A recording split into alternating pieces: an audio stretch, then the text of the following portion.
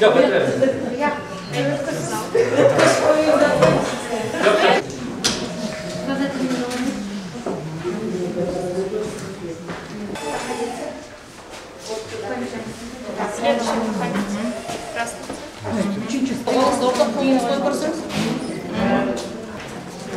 Üçüncü komisyona. Bir yapalım. Yok, birden al. Bir yapalım.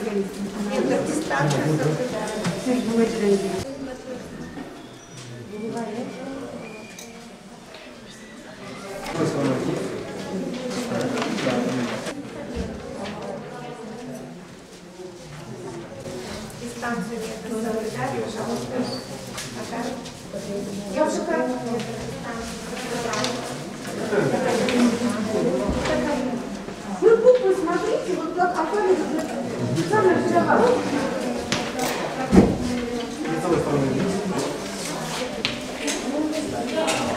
Сильно не толкайте, он даже.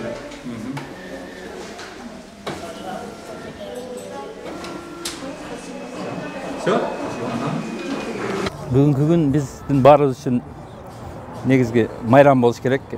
Шайлоолор мурда майрам болуп, майрам катары өтүп келген. Акыркы убактарда бир топ ошол манайлар солгундап келатат. Тилекке каршы ушундай болуп калган.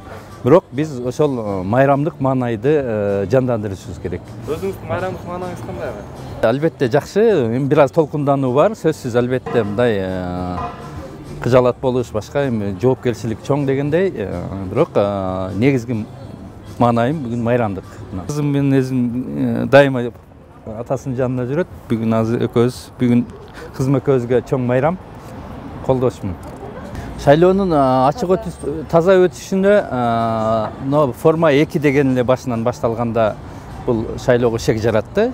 500 миңге жакын шайлоочу форма 2 менен көчкөнү бул айгинелеп турат шайлоонун таза өтүшүнө күмөн деп. Бирок ошолго карабастан эми баарыбыз аракет кылып атабыз.